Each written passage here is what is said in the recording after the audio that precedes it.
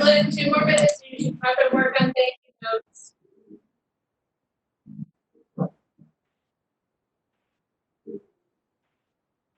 All right.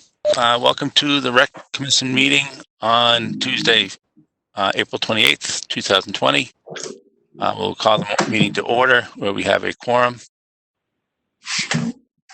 So our first item is consideration of minutes from previous meetings. We did get the minutes from Mr. Sullivan. So anybody have any issues with what was sent?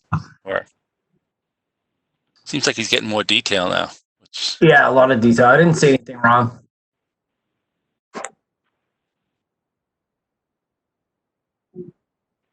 All right. So anybody want to make a motion? I'll make a motion to accept the meeting minutes from the 4/14/20 meeting. All right, we have a motion. Do we have a second? I'll second. Yeah, we have a motion and a second. And then we will do a roll call vote. I'll vote aye. Mr. Ruggles? Aye. Mr. Burns? Aye. Mr. Ames? Aye. And Mr. Gannon? Aye. And Mr. Weber? Aye. All right, so we have it. Is that 1, 2, 5, 0, 0? So meeting minutes are approved. 6 0 0. 6, 0, 0? Yeah, there's 6 total. Oh, yeah. 6, 0, 0. Thank you. Yep. All right. Our next item is public input. So we're sort of waiting for, is there any way to know if there's somebody calling in to? There is nobody from the public online now. Okay. Let's see if my camera works this time. All right. So we will close public input at this point. Facility and field requests. I don't believe we have any.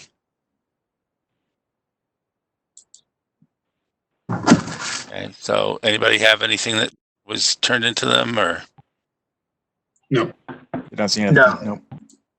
All right. Nothing. So our next item is new business, and we're going to move the field maintenance to the end.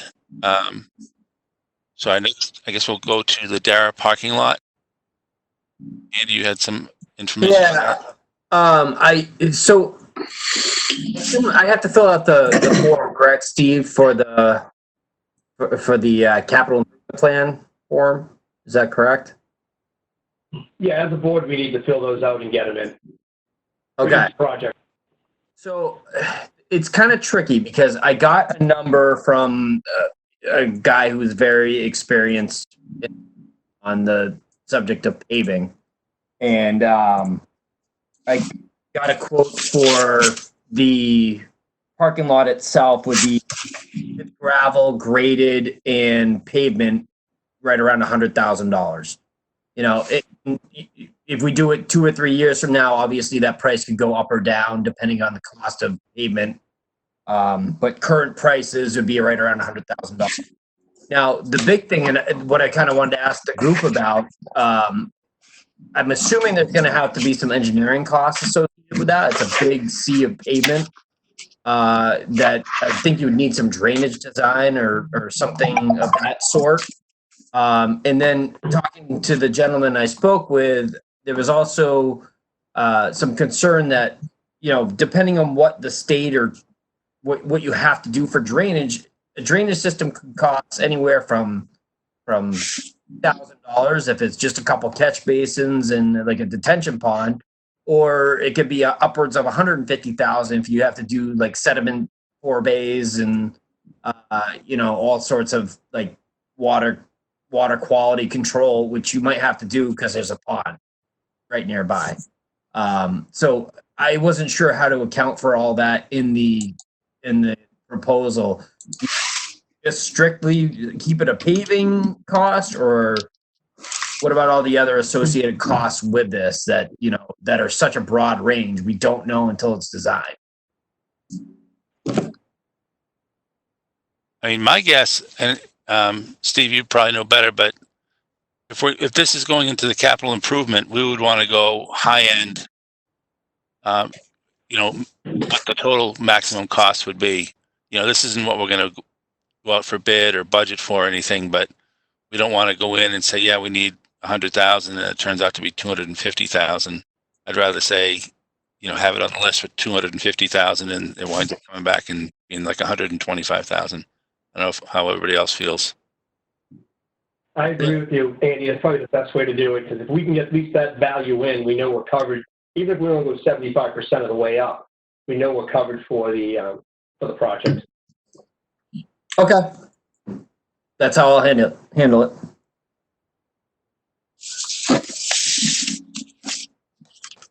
Right. Okay. The next one is talent for remote radio program. That's Mr. Brunel is going to talk to us about that. Sure. Let me just bring up this, and hopefully you all can see this. But so just to get everybody up to speed, you probably heard that the town passed a radio system replacement project during the last March election. The system that was designed is going to be putting in what they call a four-site system that had originally targeted Campbell High School as one of the sites. And the other sites, just so everybody is aware, the primary site is at Colonial Drive at the Water Tower, Morgan Road at the Verizon building, which is our existing site today, Old Town Hall, and then Campbell. The challenge we have is that the location that we want to put it at Campbell is in the way of potentially some future growth at the school. And the second alternate location doesn't work either because it's in pretty much a high traffic volume area. Maggie, it's been time. I believe you guys can see my screen, right? Yes. Yes. So today, our equipment's actually, if you see the arrow here, our equipment's actually in this building with a little antenna on top. We're putting up a 100-foot tower. So ideally, we have to put the tower someplace where we can potentially build a base that's 10 by 10. And we originally wanted to put it in this open area here. But the SAU has that as a growth for expansion of either the SAU or Kid and Gut or whatever, some school program, which we don't want to get in the way of. The other alternative was to put it back here or here. We really just haven't got any agreement yet to do either one of those options. I don't know. I'm not seeing the pointer. I'm seeing the map. I don't know if you guys are seeing. You see the little pointer? Yeah, we're not seeing the cursor. No. Okay. I see it. It's on the tracker. Yeah. Let me see if I can get my marker here. 1 second.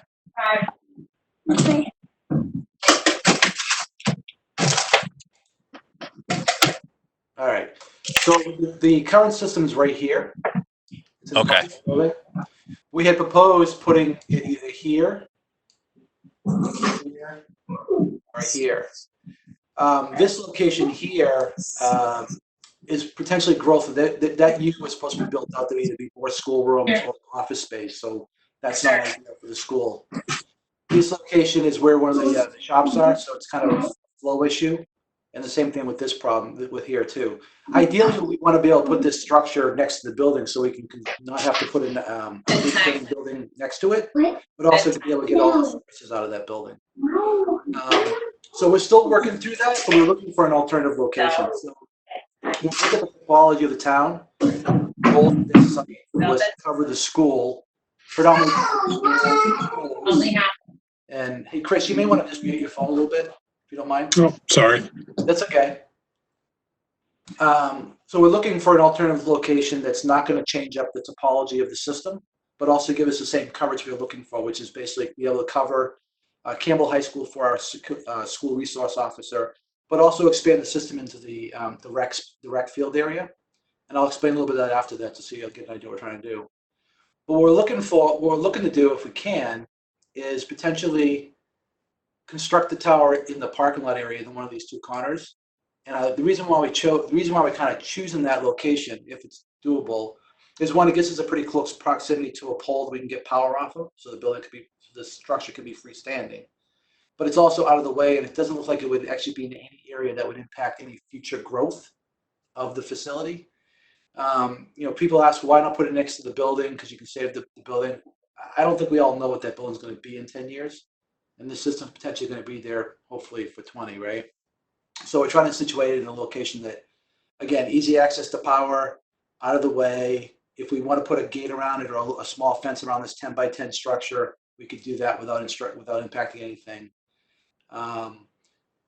So for me coming forward today is just to kind of see if the rec commission's okay with it, and if they would be, we could go off and start doing the investigation if we have any things we got to deal with from planning board perspective or from the power company to make sure we can get power, and then do some site analysis to make sure it's not going to be a soil problem, that kind of thing, from a drainage and that kind of issue.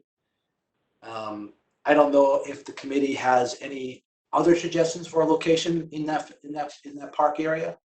One thought could be back here where your pavilion is, or where the I think it's your food shed there, because it has power, and obviously, but then there's a tree issue and that kind of thing, because we'd have to clear it. Again, it's a 100-foot tower. We really don't want to be anywhere near people be walking by or climbing or that kind of thing. Like I said, the thought was outside of the park itself. We could even potentially do it up in this side of the park. Again, it's about getting power to it is really the only challenge. So again, so my ask one is there any objection to doing it? One, ideally, if there is one, then we have to move on someplace else. Two, there is a benefit, as I said. Part of the system is opening up what we call a DMR and LMR system, which is, you probably see bus companies use it all the time. It's basically a low-cost handheld system that can be used at events to coordinate with really good coverage. It's the same system we're using for the the school resource officer. So it's not costing us anything. It's a matter of just buying the little transmitters for the folks that want to use it. And like I said, the goal is not to change the topology of the system. And as you can see, height-wise, location-wise, there is no change.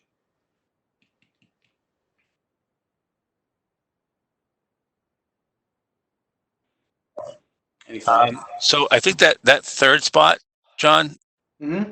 I believe that there is power over there now. So I mean, that's not, because that's the new.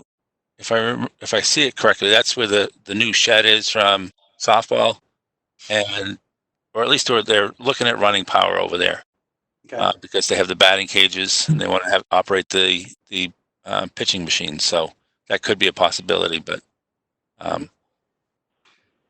But Andy, how about if we decide to expand and maybe add more fields? Will this potentially be right in the middle of an expansion growth? No, that's pretty much on the. I mean, we've pushed the limit of the fields here where the tree line is. I believe that's 30 feet of tree line, which when we first expanded the fields, that was the agreement with. Well, there weren't really too many neighbors on that side, but we wanted to keep at least a 30-foot tree line.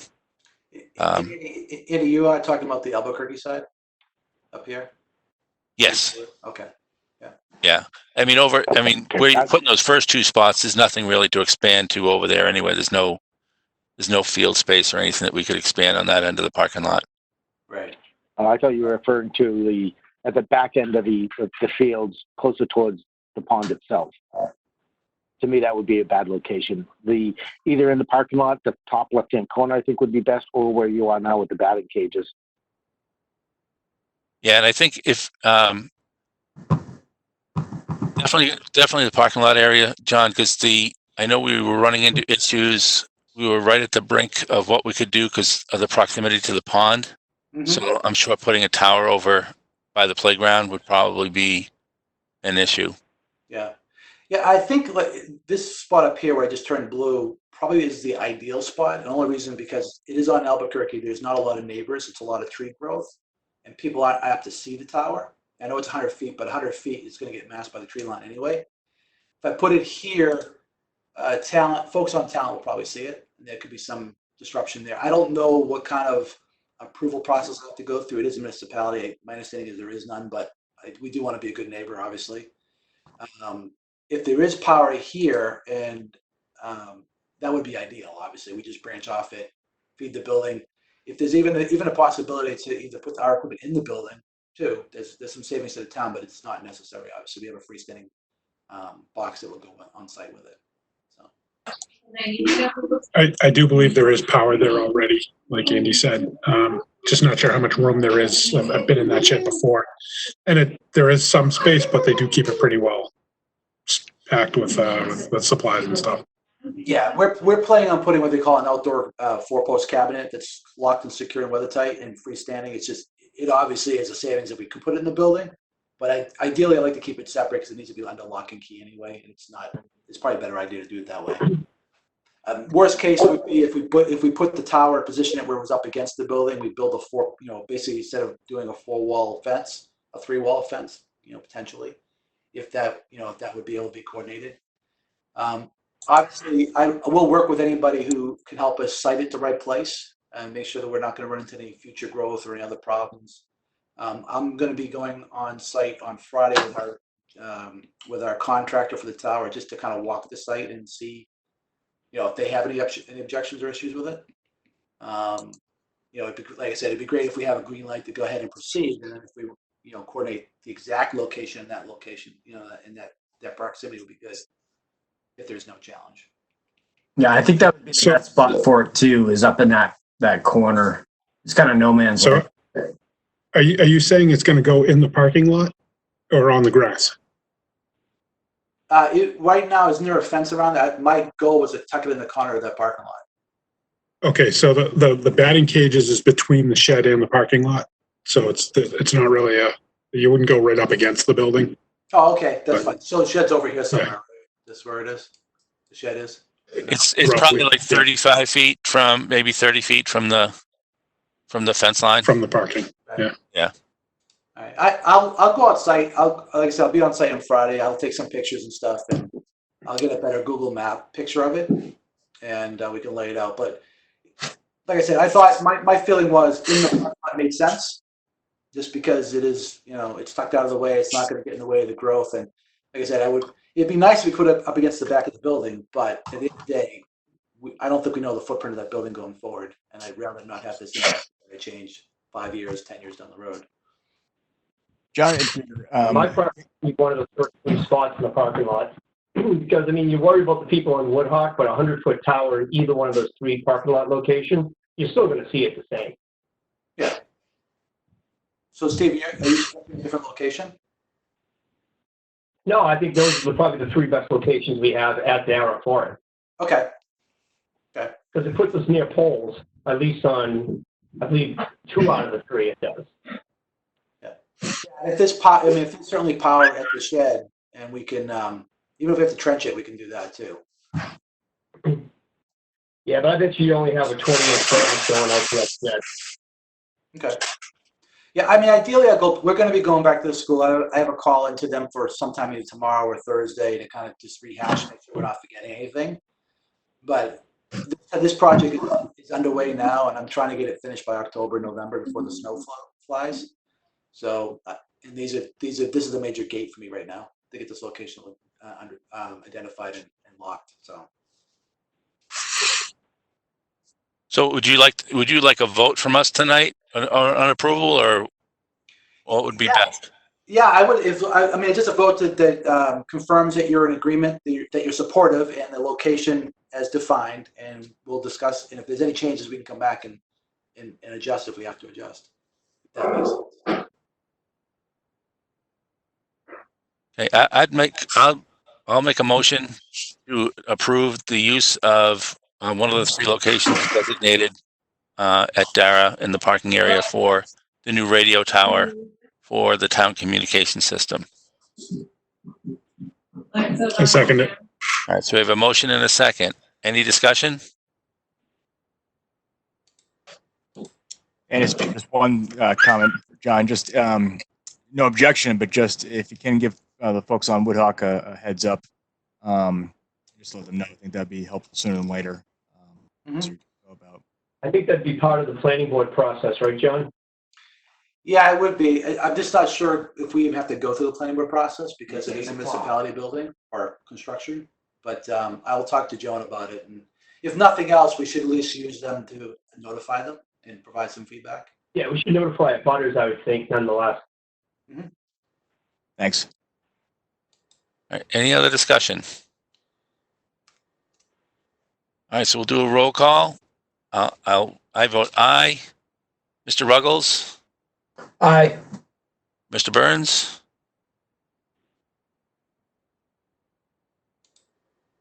He's muted. He's muted. All right, we'll go with Mr. Ames. He's unmuted now. Aye. I'm aye. I'm in. Okay, so Mr. Burns is an aye, Mr. Ames is an aye, Yep. Mr. Gannon, Aye. and Mr. Weber. Aye. So it carries 6-0-0. All right, Thank you, gentlemen. Appreciate it. no problem. I mean, it makes sense. It's, especially radio coverage down there, it can only help. Agreed. Thank All you. right, so I'm going to leave the field maintenance for the end, and we'll discuss that in a minute. Any old business? So Chris did have I some. had, yeah, I had volunteered to do a little bit of research and try and get some pricing for field lighting in a couple of the fields. And the two that we talked about were Dara and Sawmill.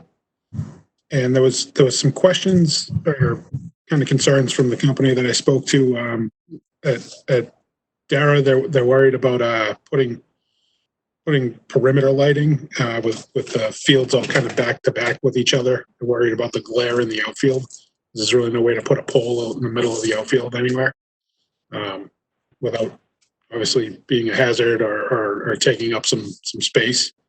So I don't know if there's any thoughts or comments on that. And then the other one was if there was any pole height or light restrictions in the neighborhoods.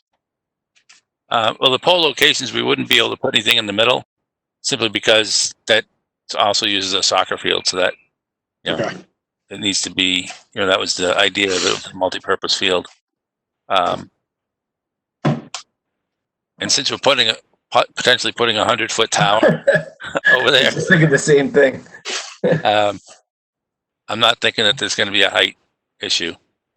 Okay. And we should go back and look at zoning and planning, because I think there is something in there with the amount of lumens that can be given off. So Chris, I have a copy of that. I'll do a research for you and I'll shoot you over a note. Thanks, Steve. All right. Any other old business? I have a couple, Andy. One is Yep. I have to retrieve the granite benches from Hudson Quarry and put them down at the river. Hopefully I'll do that next weekend. Need to pick some locations. I imagine one would be closer to the water, and I was thinking one up towards the top by the John Bryant plaque. Yeah, that would be good. And the other day, I spent about 2 hours down there with Jason on Sunday doing a little maintenance and cleaning some stuff up. The river has dropped significantly. I know we're waiting for fire department to make another call, go down and check it out. Everybody's safe. So possibly next week, and hopefully we'll be able to open it. I know when we had the gates open for the short time while we were there, we had 3 or 4 people come down and ask, when is it going to be opened? And, so people are itching to get out there. Yeah, the chief seemed to But all in think all, that it it would looks be good. the end of this week that we'd be able to open it. Yeah. And I mean, the weather looks beautiful this weekend, so it might be a good time to open it. Yeah, we did a site walk. We did a lot of cleaning. We also walked around along the river's edge, picked up any trash, and we did not see any indication of any needles that floated downstream. So we're not having the same issue that, they were experiencing up at Moores Falls.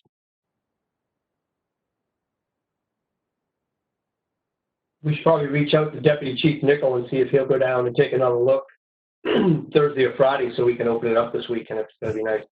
Well, I think he was going to go down yesterday or today. We're going to wait for the rain to subside, and then we're going to go check it out and let us know. Okay, great.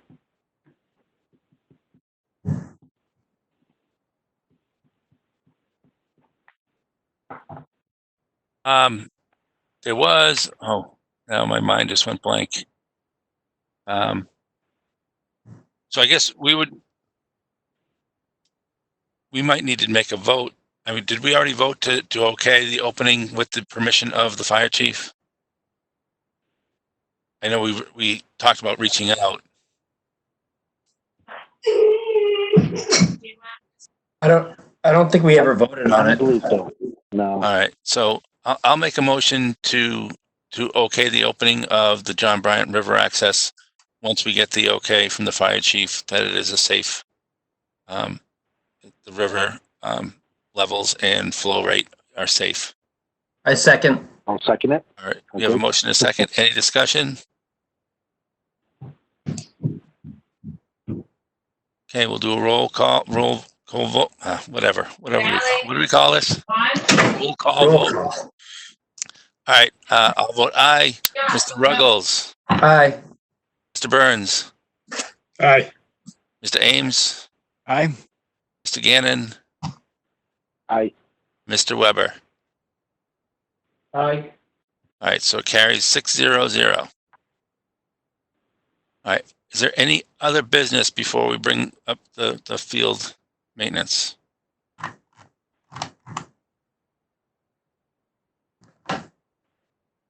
All right, so thank you for sending this, Steve. So I'm going to basically we have one more item of business left this evening. That is a non-public session. We will be entering into a non-public session for RSA 91-A:3 2C reputation. We will only come out of non-public to adjourn for the meeting. So I would like a motion to go into non-public. I'll make a to enter into a non-public meeting at this time. Okay, so we have a motion from Mr. Ruggles. We have a second, I'll second. and that was, I couldn't see who that Weber. was. Oh, Mr. Weber. All right, so let's do a roll call. I vote aye. Mr. Ruggles, Aye. Mr. Burns, Aye. Mr. Ames, Aye. Mr. Gannon, Aye. Mr. Weber. Aye. Okay, so the motion carries 6-0-0. We will go into non-public. Again, we will only come out of non-public to adjourn the meeting.